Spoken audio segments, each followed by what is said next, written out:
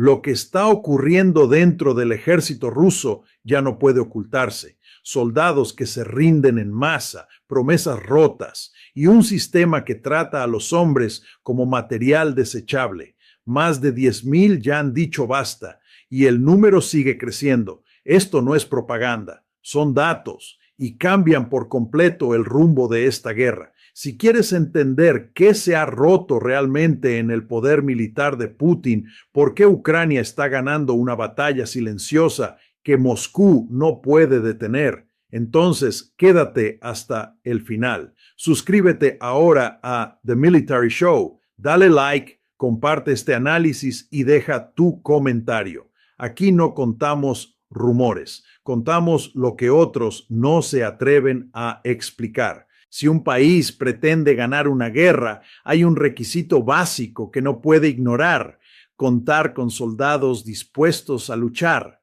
Todo indica que Vladimir Putin pasó por alto esa realidad fundamental. El presidente ruso ha confiado en que la brutalidad de la guerra en Ucrania puede ocultarse detrás de promesas de salarios elevados y recompensas financieras. Sin embargo, incluso esos incentivos económicos están dejando de funcionar. Para un número creciente de soldados rusos, el dinero ya no compensa el coste humano. Quieren salir y Putin parece incapaz de convencerlos de que morir en condiciones extremas para cumplir su llamada operación militar especial tenga algún sentido. El resultado es claro: se está produciendo una ola de rendiciones dentro del ejército ruso. Las tropas se niegan a combatir y el Kremlin está perdiendo el control sobre sus propios hombres. Para Ucrania, esto supone una ventaja estratégica significativa a medida que el conflicto se adentra en 2026. El 31 de diciembre, United 24 Media informó sobre datos publicados por el Cuartel General de Coordinación de Ucrania para el tratamiento de prisioneros de guerra. Un informe que pasó relativamente desapercibido mientras terminaba 2025, pero que contiene cifras extraordinarias. Desde el inicio de la invasión rusa, más de 10,000 soldados rusos han sido capturados por Ucrania en menos de 4 años. Aún más reveladores que 2025 registró el mayor número de rendiciones hasta la fecha. La magnitud de estas cifras plantea una pregunta inevitable: ¿por qué está ocurriendo esto? A lo largo del análisis surgen múltiples factores, pero uno destaca por encima del resto. Ucrania ha puesto en marcha un programa específicamente diseñado para facilitar la rendición de soldados rusos independientemente de su ubicación en el frente. El proyecto se llama Quiero Vivir y es un ejemplo claro de la creatividad estratégica que Kiev ha demostrado desde el inicio de la guerra. El programa presenta una oferta directa y atractiva para cualquier soldado ruso que busque abandonar el conflicto. A través de su sitio web, Quiero Vivir proporciona varios canales de comunicación, incluidos un chatbot, un enlace a Telegram y un formulario de contacto. El proceso es deliberadamente sencillo. Basta con enviar un mensaje para iniciar el procedimiento de rendición. Ahí reside la clave del sistema. Ucrania no solo ofrece una rendición pacífica, sino que elimina prácticamente cualquier barrera logística o psicológica para llevarla a cabo. Además, el programa garantiza el cumplimiento pleno de las convenciones de Ginebra. Los soldados capturados reciben un trato que, según múltiples testimonios, supera las condiciones que muchos experimentaban dentro del propio ejército ruso. Se les promete alojamiento digno, 3 comidas diarias, atención médica y la posibilidad de comunicarse con sus familias. Todo ello contrasta con los informes difundidos en diciembre que describen niveles extremos de escasez alimentaria entre las tropas rusas en Ucrania, informes que, aunque sensacionalistas, no resultan difíciles de creer dadas las condiciones documentadas sobre el terreno. El programa también contempla opciones a largo plazo. Los soldados capturados pueden regresar a Rusia mediante intercambios de prisioneros o, si así lo desean, solicitar protección en Ucrania o en otro país europeo una vez finalice la guerra. En la práctica, algunos no solo se rinden, sino que rompen definitivamente con el control del Kremlin. Fue el propio programa Quiero Vivir el que difundió los datos citados por United 24 Media a través de Telegram. En ellos se confirma una tendencia sostenida. En 2025, más soldados rusos se rindieron que en 2022 y 2023 juntos. De media, entre 60 y 90 soldados se entregan cada semana, con picos que alcanzaron los 350 semanales en agosto de 2024. Desde junio de 2023, Ucrania ha capturado de forma constante a más soldados rusos de los que Rusia ha logrado capturar ucranianos. Las cifras no se limitan al volumen. También revelan la estructura interna del ejército ruso. Según los datos, el 83% de los capturados son soldados rasos, infantería de bajo rango, desplegada en primera línea, expuesta de forma directa a drones y artillería. Solo el 13% son suboficiales y apenas el 3% oficiales. Esto sugiere un patrón claro. Rusia evita colocar a sus mandos en posiciones donde puedan ser capturados, delegando el riesgo casi exclusivamente en los soldados de menor rango. Un enfoque que, aunque crudo, resulta coherente con la forma en que Moscú ha gestionado esta guerra. El análisis se vuelve aún más revelador cuando se examina el origen de los prisioneros. Aproximadamente el 7% de los capturados, unos 700 hombres, no son ciudadanos rusos. Son mercenarios procedentes de más de 40 países distintos y cada semana se identifican entre 2 y 3 nuevos combatientes extranjeros. La mayoría de los prisioneros, cerca del 76%, son soldados contratados, muchos de ellos reclutados en prisiones rusas o a través de empresas militares privadas. Los movilizados representan el 19% y los conscriptos, a quienes Putin aseguró que no serían enviados al combate, alrededor del 5%. Los datos contradicen directamente las declaraciones oficiales del Kremlin. En la práctica, cualquier persona capaz de sostener un arma ha sido considerada prescindible. Las entrevistas realizadas a los soldados capturados añaden otra capa de contexto que resulta profundamente reveladora. Ucrania ha constatado que Rusia recurre de forma sistemática al engaño y, en muchos casos, a la coerción directa para alimentar sus filas. Una parte significativa de estos hombres no se alistó por convicción ideológica ni por patriotismo, sino porque fue manipulada, presionada o directamente forzada a hacerlo. Casi una cuarta parte de los más de 10.000 soldados capturados afirma que fue engañada o coaccionada para incorporarse al ejército ruso. Esta cifra, por sí sola, desmonta el relato de disciplina y lealtad que el Kremlin intenta proyectar. Indica que 1 de cada 4 combatientes nunca quiso estar en el frente y que su presencia en Ucrania es el resultado de un sistema de reclutamiento profundamente disfuncional. Para un líder que exige obediencia absoluta, Putin parece notablemente dispuesto a crear las condiciones exactas que fomentan la deserción.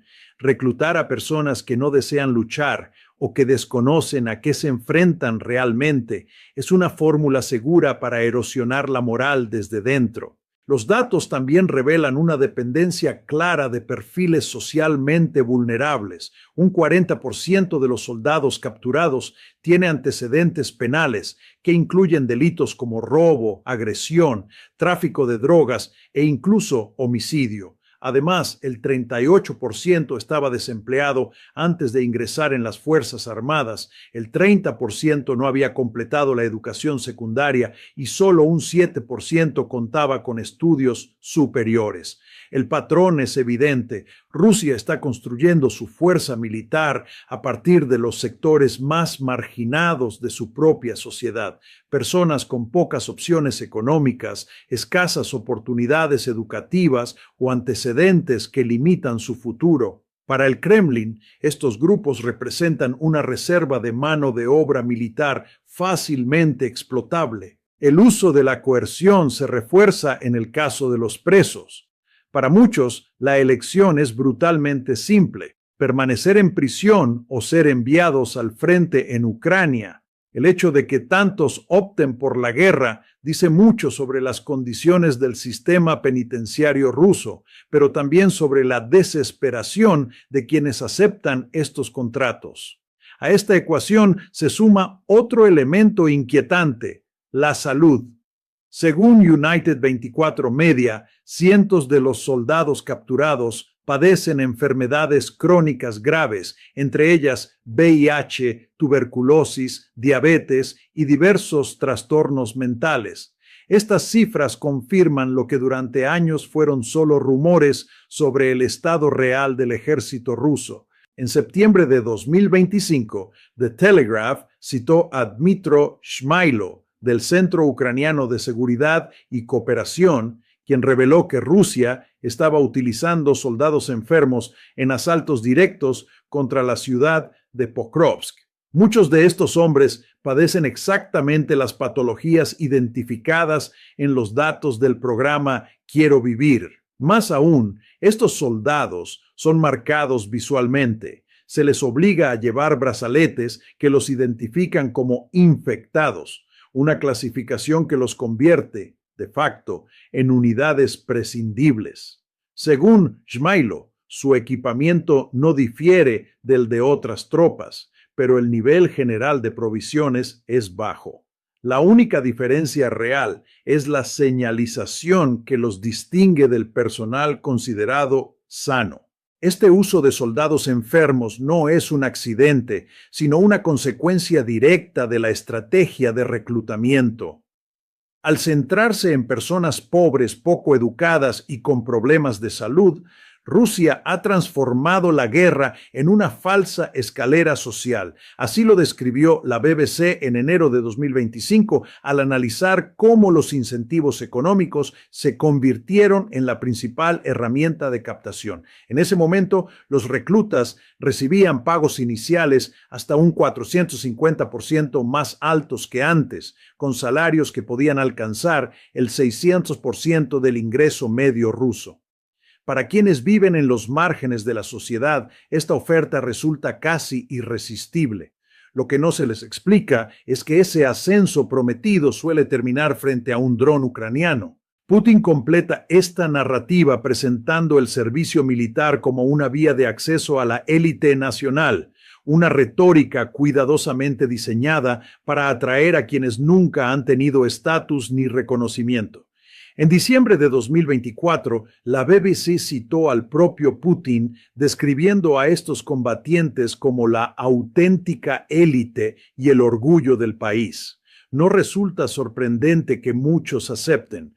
Cuando la alternativa es la pobreza extrema, una celda o una enfermedad sin tratamiento, la promesa de dinero y prestigio pesa más que el riesgo real. Sin embargo, los hechos contradicen el discurso. Más de 1,22 millones de soldados rusos han sido víctimas de esta guerra, entre ellos los miles capturados por Ucrania. Difícilmente puede hablarse de élite cuando el resultado es la muerte o la mutilación. La situación se agrava al observar cómo Rusia gestiona a sus prisioneros de guerra. Según United 24 Media, Moscú prioriza en los intercambios a soldados étnicamente rusos, con estancias cortas en cautiverio y sin heridas graves. Los heridos no son una prioridad, no pueden volver al frente y por tanto dejan de ser útiles. Los informes ucranianos indican que al menos 237 prisioneros devueltos a Rusia murieron o desaparecieron tras ser redeplegados. Otros 4 fueron capturados por segunda vez, lo que sugiere un patrón claro: recuperar a los soldados físicamente aptos y enviarlos de nuevo al combate, independientemente del riesgo. Este enfoque confirma una realidad incómoda. Para el Kremlin, el valor de un soldado se mide exclusivamente por su capacidad de seguir luchando. Todo lo demás es irrelevante. La situación de los combatientes extranjeros ilustra con especial claridad la lógica que rige la estrategia del Kremlin. Para muchos de ellos, regresar a Rusia tras ser capturados es prácticamente imposible, incluso si así lo desean. Este hecho ofrece una visión directa de cómo Moscú valora a los soldados que no forman parte de su núcleo nacional. Según informó la cadena australiana ABC News en diciembre, Rusia ha intensificado sus esfuerzos para atraer combatientes extranjeros. Lo hace mediante campañas en redes sociales, promesas de salarios elevados similares a los ofrecidos a los soldados contratados rusos y, en algunos casos, la oferta de ciudadanía rusa. A finales de 2025, este tipo de reclutamiento se convirtió en una herramienta clave para compensar un déficit de personal cada vez más evidente. Datos de la empresa de tecnología de defensa Open Minds, citados por ABC, indican que aproximadamente un tercio de los anuncios de contratación publicados por el gobierno ruso están dirigidos específicamente a extranjeros. A mediados de 2025, estas publicaciones alcanzaban unas 4.500 al mes, frente a apenas un centenar 18 meses antes. El crecimiento es revelador y apunta a una presión considerable sobre la capacidad de Rusia para sostener su esfuerzo bélico con recursos humanos propios. La interpretación es clara. O bien los ciudadanos rusos comprenden cada vez mejor lo que realmente implica combatir en Ucrania, o bien el Kremlin ha agotado las reservas de personas dispuestas a asumir ese riesgo dentro de los grupos que tradicionalmente ha explotado. En cualquier caso, la respuesta ha sido recurrir al exterior. Sin embargo, la realidad que esperan a estos combatientes dista mucho de las promesas iniciales. El hecho de que Rusia se niegue sistemáticamente a incluirlos en intercambios de prisioneros puede considerarse, paradójicamente, una suerte de alivio si se compara con el destino de otros soldados no rusos que permanecen bajo mando ruso. Según un informe publicado por The Telegraph el 12 de enero, Rusia ha comenzado a reclutar por la fuerza a ciudadanos africanos, enviándolos posteriormente a misiones de alto riesgo con escasas probabilidades de supervivencia. El embajador de Ucrania en Sudáfrica, Oleksandr Sherba, describió este trato como una muestra evidente del desprecio del Kremlin hacia los combatientes procedentes del continente africano. En sus palabras, Rusia mantiene una retórica de acercamiento diplomático en África, pero una vez que estos hombres llegan al frente, son tratados como recursos desechables. Sherba afirma que Moscú sigue observando África desde una perspectiva imperial, como una fuente de mano de obra que puede explotarse sin asumir responsabilidades. Este enfoque convierte la captura por parte de Ucrania en la única vía real de supervivencia para muchos de estos combatientes. Las recompensas prometidas rara vez se materializan y las opciones de regresar con vida bajo control ruso son mínimas. La mentalidad imperial no se limita a las esferas políticas. Está profundamente arraigada dentro de las propias Fuerzas Armadas. The Telegraph informó que un vídeo publicado el 11 de enero mostraba a un grupo de soldados africanos cantando en su idioma en un bosque cubierto de nieve. El soldado ruso que grababa la escena se refirió a ellos como material desechable y añadió que cantarían de otra manera una vez enviados al frente. Ese nivel de desprecio no puede atribuirse al caos del combate. Refleja una cultura institucional que emana de los niveles más altos de mando. Los testimonios de los soldados capturados por Ucrania revelan patrones consistentes de engaño, coerción y desprecio hacia quienes son enviados a luchar. Es un enfoque que no solo destruye la moral, sino que hace innecesario siquiera intentar construirla. Putin no parece buscar soldados motivados, sino obedientes. La expectativa es clara: lealtad absoluta a cambio de dinero, incluso si esa lealtad implica una muerte segura cuando se le ordena. Más de 10.000 soldados ya han sido capturados o se han rendido, y las cifras siguen aumentando. Si los datos del programa Quiero Vivir son correctos, en 2025 Ucrania capturó a más soldados rusos que en 2022 y 2023 juntos. Esta tendencia sugiere que cada vez más combatientes consideran la rendición no como un acto de cobardía, sino como la única forma racional de escapar de un sistema que los considera prescindibles. Desde la perspectiva ucraniana, las implicaciones son significativas. Cada soldado que se rinde representa una pérdida directa para Rusia. Un combatiente al que el Estado paga, entrena y despliega, pero que ya no participa en ataques contra las defensas ucranianas. Según Interfax, las mayores capturas se han producido en zonas como Pokrovsk y Bakhmut, en la región de Donetsk, así como en Kursk y el distrito de Polohi, en Zaporizhia. Todas ellas áreas donde Rusia ha sufrido pérdidas severas. Existe además un elemento táctico preocupante para Moscú. Ucrania ha confirmado que actualmente captura más soldados rusos de los que Rusia captura ucranianos. En términos militares, esto es una anomalía. Normalmente es la fuerza ofensiva la que realiza más capturas al avanzar y rodear posiciones enemigas. El hecho de que ocurra lo contrario refleja fallos graves en la planificación y ejecución de las operaciones rusas. Las fuerzas rusas con frecuencia no logran aislar a las unidades ucranianas. En su lugar, avanzan hacia posiciones mal aseguradas, caen en emboscadas o quedan rodeadas, lo que deriva en nuevas rendiciones. Esta dinámica debilita aún más los intentos de ofensiva. Ucrania es plenamente consciente de la ventaja que esto le otorga.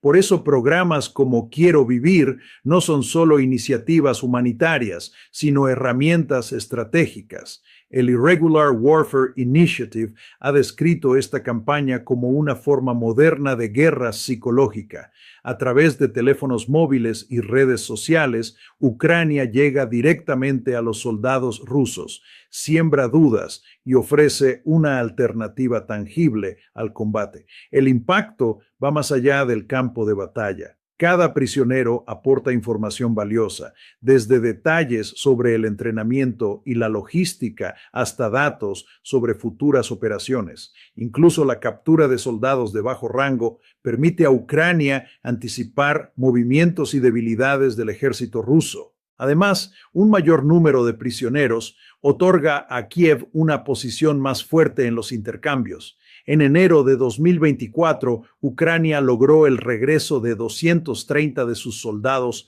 a cambio de 248 prisioneros rusos. Este tipo de acuerdos depende directamente del volumen de capturas. El daño reputacional para Rusia también es considerable. La imagen de una fuerza militar eficaz se erosiona con cada rendición.